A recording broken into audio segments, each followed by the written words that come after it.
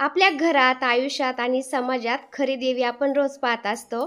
समाजात अन्यायाविरोधात आवाज उठवते ती दुर्गा देवी, संस्काराची शिकवण देते ती सरस्वती माता, प्रेमाने घर टिकवते ती लक्ष्मी माता. आणि मंडळी, तीच देवी जी आई होऊन आपल्याला या जगामध्ये आणते, जी मुलगी होऊन निरागस हसू देऊन घर उजळवते, जी बहीण होऊन निस्वार्थपणे साथ देते, जी पत्नी होऊन आयुष्यभराची सोबती बनते आणि जी वेळ आली की दुर्गा होऊन अन्यायाविरोधात रणांगणात उभी राहते. मूर्तीला पूजन सोपं आहे हो, पण खरं पूजन म्हणजे आपल्या आजूबाजूच्या प्रत्येक स्त्रीला आदराने वागवणं, तिच्या अस्तित्वाची किंमत करणं आणि तिच्या स्वप्नांना महत्त्व देणं पण तितकंच गरजेचं आहे. कारण मंडळी, सण हा 9 दिवसांचा असतो, पण स्त्री शक्तीचं नवरात्र हे प्रत्येक क्षणी सुरू होत असतं, कारण तिच्याशिवाय घराला घरपणच येत नाही. नमस्कार मंडळी, मी छाया आपलं सर्वांचं आपल्या आणखीन एका नवीन व्हिडिओमध्ये अगदी मनापासून स्वागत करते. आणि परवाचा व्हिडिओ जो मी काल अपलोड केला ना, त्या व्हिडिओला तुम्ही सगळ्यांनी भरभरून प्रेम दिलं, त्यासाठी मनापासून आभारी आहे सर्वांची. आणि आजचा जो व्हिडिओ मी अपलोड करते ना, तो घटस्थापनेच्या दिवशीचा आहे, म्हणजे कालचा. तर घटस्थापनेच्या दिवशी काल सकाळी मी लवकर उठले, तर रात्रभर पाऊस चालू होता आणि सकाळ झाली तरी पण पाऊस चालूच होता. लवकर काही पाऊस उघडला नाही, त्यामुळं बाहेर मला सडा रांगोळी काहीच नाही करता आलं. अंधारात काही पाऊस दिसत नव्हता, पण लाईटीच्या फोकसमध्ये पाऊस दिसतोय, तुम्ही बघू शकता. आणि सागर आला होता सकाळ सकाळ बाहेर तुळशीची पानं आणि गवती चहा घ्यायला, कारण घरामध्ये सगळ्यांना सर्द्या झाल्यात ना. तर फौजी साहेब म्हणले आपल्याला तुळशीचा आणि गवती चहाचा कोरा चहा बनव, तर तो चहा बनवत होता. तर पावसामध्ये बाहेर काही मला काहीच नाही करता आलं, त्यामुळे मी घरातच आवरत बसले. आंघोळ वगैरे करून म्हणलं स्वयंपाक वगैरे करून घ्यावा, त्यानंतर मग घट बसवायचा होता. तर फौजी साहेब वरती आले ना, मी पण आले होते गुलाबाचे थोडे फुलं घ्यायला ना. तर हे असं पाऊस चालू होता, सारखं संत लागून 2 दिवसापासून पाऊस उघडतच नाही. तर सकाळ सकाळ भरपूर कामं असतात ना, नाश्ते बनवायचे, डबे बनवायचे सगळ्यांचे. त्यानंतर मला घट पण बसवायचा होता ना, देव पण उजळायचे होते. आधी म्हणलं मंदिर पुसून घेते. तर स्वयंपाक वगैरे झाल्यानंतर मी लागले मंदिर पुसायला. आणि दिवस आहे तरी पण पावसाने असं झाकळून आल्यासारखं झालंय ना आभाळाने. दिवसासुद्धा अंधार अंधार वाटतोय घरामध्ये. यावर्षी एवढा पाऊस झालाय ना ताईंनो, मला जसं कळतंय ना तसं एवढा पाऊस मी कधीच नाही पाहिलेला. तर हे मंदिर सगळं पुसून काढलं मी, मंदिरामधले कपडे पण बदलले आणि एक दिवा लावून घेतलाय. आणि दिव्याच्या साक्षीनेच पूजा करायची असते ना, दिवा लावायचा, स्वतःला हळदी कुंकू लावून घ्यायचं आणि मग पूजेला सुरुवात करायची असते. तर दिवा लावून घेतला, हळदी कुंकू लावला आणि मी लागले पूजेला. तर सगळे देव उजळून मी फॅनखाली सुकायला ठेवले होते. ते काही शूट घेतलं नाही, कारण सगळं शूट घेत बसलं ना ताईंनो, अजिबात कामच उरकत नाही.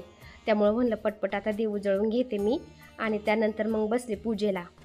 फौजी साहेब गेले ड्युटीवर, त्यांना अकोल्याला जायचं होतं ना, ते गेले होते अकोल्याला ड्युटीला. सागर गेला होता कॉलेजला, आकाश अभ्यास करत होता, राजू पण गेला होता कामाला. तर ट्रायपॉडला मोबाईल लावून जेवढं शूट घेता येईल मला तेवढं मी शूट घेत होते. आणि मध्ये मध्ये मग आकाशला पण बोलवत होते शूट घ्यायला, कारण तो अभ्यास करत असले त्याला पण सारखं सारखं डिस्टर्ब करायला बरं नाही वाटत ना. त्यामुळं मग थोडंफार असं मी शूट घेतलं, जेवढं घेता येईल तेवढं, बाकीचं शूट नाही घेतलं. मध्ये थोडा पाऊस उघडला होता आणि त्यानंतर पुन्हा पाऊस झाला. हे सारखा पाऊस लागू नये असा अंधार अंधार झाल्यासारखं झालंय सगळं. गणपती बाप्पांना अभिषेक घातला, त्यानंतर आपले जे चांदीचे टाक असतात ना, कुलदेव कुलदेवीचे, तर त्यांना पण अभिषेक घालायचा असतो. तर त्यांना पण अभिषेक घालून घेतला मी. आणि दरवेळेस काय करत असते, मी वेगळा पाठ मांडते आणि तिथं मग कलश आणि घट बसवत असते. पण ह्यावेळेस मी देवघरातच घट बसवणार आहे, कारण दुसरीकडे पाटावर जर घट बसवला ना, ते कसं तरीच वाटतं. म्हणजे 2 ठिकाणी पूजा केल्यासारखं असं वाटायचं मला. त्यामुळं म्हणलं आता मंदिरातच मी घट बसवते. अजून एक महत्त्वाचं म्हणजे, आपण जो कलश मांडतो ना कुलदेवीच्या स्वरूपामध्ये, अखंड नेहमीचा असतो ना आपल्या मंदिरामध्ये, तर मी तो कलश तसाच ठेवते, त्याला खंड नाही पडून देत. कारण बघा, आता आपण गणपती बसवले ना आपल्या घरामध्ये, गणपती बाप्पांच्या जवळ कुलदेवीच्या स्वरूपामध्ये आपण कलशाची स्थापना करतो आणि 10 दिवस झाल्यानंतर आपण गणपती बाप्पांच्या बरोबर त्या कलशाचं पण विसर्जन करत असतो. ते पाणी झाडांना घालतो, ते नारळ पण आपण प्रवाहित करतो पाण्यामध्ये. तर असं होतं. तसंच आपण घटस्थापनेच्या वेळेस पण करतो ना, घट बसवले की कलशाची स्थापना करतो कुलदेवीच्या स्वरूपामध्ये. आणि दसरा झाले की त्या कलशाचं आपण विसर्जन करतो, म्हणजे पाणी झाडांना घालतो, तो नारळ देवीच्या स्वरूपामध्ये आपण ठेवलेला असतो ना कलशावरती, त्याचं पण विसर्जन करतो किंवा मातीमध्ये पुरून देतो, असं करत असतो. पण आपल्या देवघरात जो कुलदेवीच्या स्वरूपामध्ये आपण अखंड कलश स्थापित केलेला असतो ना, मंगल कलश, त्याचं आपण विसर्जन करत नाही. त्यामुळं आपण घटाच्या वेळेस पण दुसरा मंगल कलश मांडायचा. त्यामुळे मी इथं 2 कलश घेतले होते. तर नेहमीचा माझा मंगल कलश आहे ना मंदिरातला, तो मी मंदिरामध्ये ठेवून दिला आणि दुसरा कलश आहे ना त्याला मस्त देवीचं स्वरूप देणार होते मी.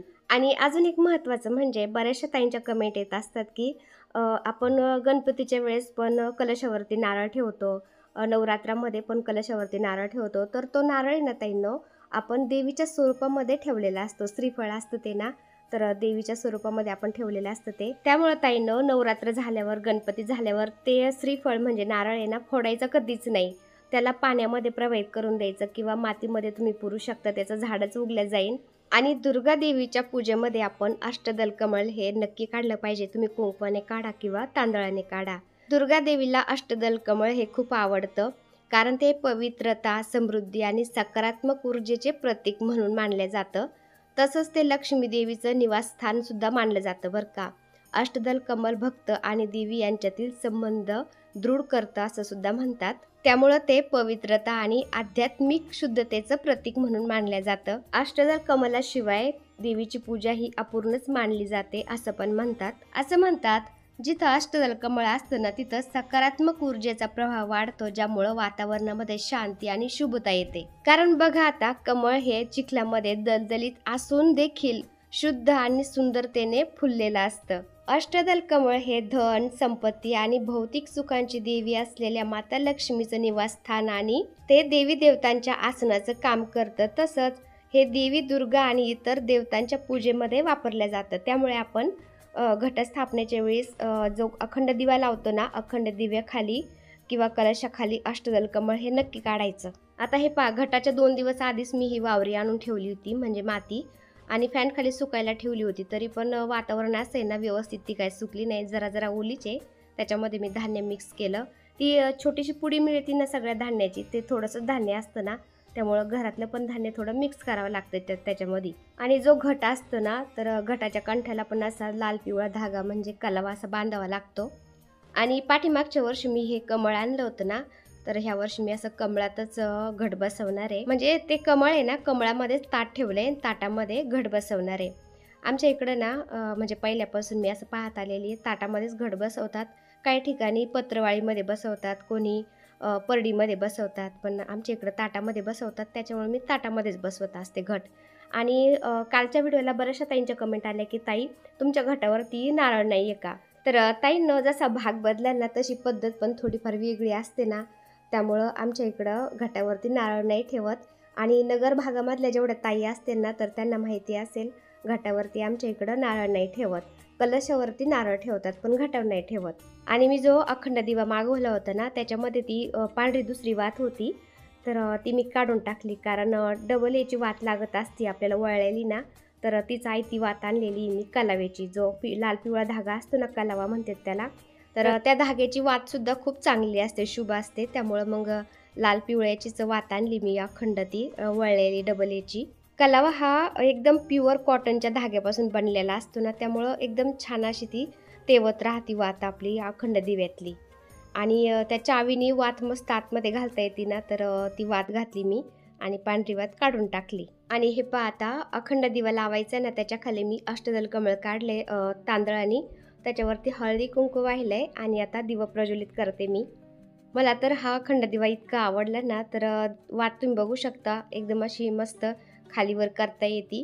आणि जो लाचकंड असतं ना, पहिले जुन्या काळामध्ये लोक वापरायचे पहा लाचकंड, तर ते मी एक आणून ठेवलेलं आहे. तर त्यांनी काय करते मी, वरती काजळी आली ना, तर त्या चिमट्याने अलगद ती काजळी काढून घेत असते. त्यामुळे आपला दिवा शांत पण होत नाही. आणि दिवा शांत होऊ नये यासाठी आपण तेलामध्ये ना भीमसेनी कापराचा एक तुकडा टाकायचा. एक तुकडा टाकला ना, 4-5 दिवसांनी पुन्हा एक तुकडा टाकायचा, असं करायचं. त्यामुळं आपला दिवा शांत होत नाही आणि तो छान असा तेवत राहतो. अखंड दिव्याला मी पुन्हा हळदी कुंकू अक्षता वाहिल्या, नमस्कार केला आणि आता ही काच आहे ना वरतून ठेवून देते. आता नवरात्रीतलं घरातलं काम आहे ना ताईंनो, आवर एवढं आवरलं तरी पण सगळं काय आवरायचं झालं नाही माझ्याच्यानी. आणि तरी पण बाकीचे कपडे मी तसेच ठेवलेत. मोठ्या ज्या कंबळ असतात ना, त्या धुतल्याच नाही, कारण ह्या वर्षी पाऊसच उघडा ना, आणि कंबळ जर धुतल्या त्या व्यवस्थित वाळल्या नाही ना, मग ते कसतरीच त्याचा उबट वास येतो. त्यामुळे त्या कंबळ मी तशाच एकदम बांधून गठुड्यात बांधून वरती स्टोरूममध्ये ठेवून दिल्यात. आणि हे पहा आता मंदिर माझं सजवायचं राहिलं होतं. सकाळी तर मी सगळं व्यवस्थित ते पुसून घेतलं, स्प्रे वगैरे मारून चकाचक केलं. पण मंदिराला त्या माळी वगैरे लावायच्या राहिल्या होत्या, कारण असं मंदिर थोडंसं सजवल्याशिवाय सणसूद वाटतच नाही. थोडंसं असं सजवलं ना एकदम छान वाटतं. हा बाबा वाटतं की आता सणसूद चालू आहे आणि मनालाच एकदम असं मस्त पॉझिटिव्ह फील होतं. तर पूजेची मांडणी झाली होती सगळी. त्यानंतर रांगोळी राहिली होती आणि रांगोळीशिवाय तर पूजा अपूर्णच वाटते. त्यामुळे म्हटलं थोडीशी रांगोळी पण काढते आता. सकाळपासून कामाला सुरुवात केलेली, आवर किती आवरा तरी पण काम काही उरकत नाही. स्वतःकडे पण लक्ष द्यायला वेळ मिळत नाही ताईंनो. आणि ताईंनो, आपल्या मंदिराविषयी भरपूर ताईंच्या कमेंट येत असतात की तुमच्या मंदिराची लांबी रुंदी किती आहे. तर ताईंनो, आपल्या मंदिराची उंची ही 5 फूट आहे आणि रुंदी 2.5 फूट आहे. मंदिर हे आपलं जास्त जमिनीला पण नसावं आणि जास्त उंच पण नसावं. जमिनीवर आपण देवपूजा करायला बसलो ना, आपल्या छाती इतकी आपल्या मंदिराची उंची पाहिजे. छाती इतक्या उंचीवर आपण देव मांडले ना, म्हणजे आपल्याला बसून पूजा व्यवस्थित करता येते. तर पूजेची मांडणी झाली, रांगोळी काढली, त्यानंतर मी आरती करून घेतली आणि फायनली तुम्हाला आता मी पूजा दाखवते. पाठीमागच्या वर्षीचा घटाचा तुम्ही व्हिडिओ पाहिला असेल ना, तर तुम्हाला माहिती असेल मी मंदिराच्या तिथंच खाली पाट मांडत असते आणि तिथंच घट बसवत असते. पण ह्या वर्षी मी मंदिरातच घट बसवलाय. तर कसा वाटला नक्की सांगा बरं का ताईंनो कमेंट करून. आणि ताईंनो, पहिलं गावाकडं मी असायचे ना, तर सासूबाई, आई, माझ्या आजी नागिनीच्या पानावरती आहे ना देव असं झोपूनच पूजायच्या नाही का नवरात्रामध्ये.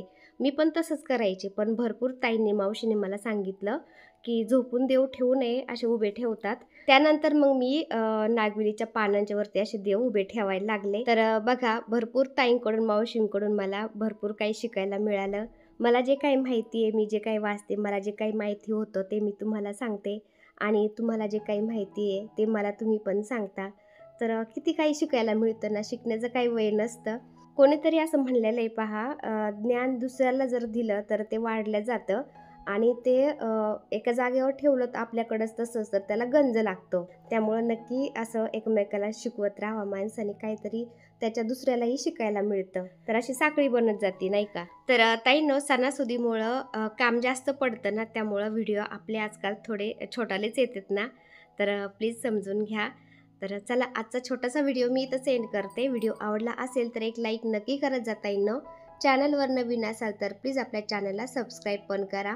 चला तर भेटूया पुन्हा अशाच एका छानशा व्हिडिओ बरोबर. तोपर्यंत बाय. व्हिडिओ पूर्ण पाहिला त्यासाठी मनापासून आभारी आहे सर्वांची. सर्वांना श्री स्वामी समर्थ.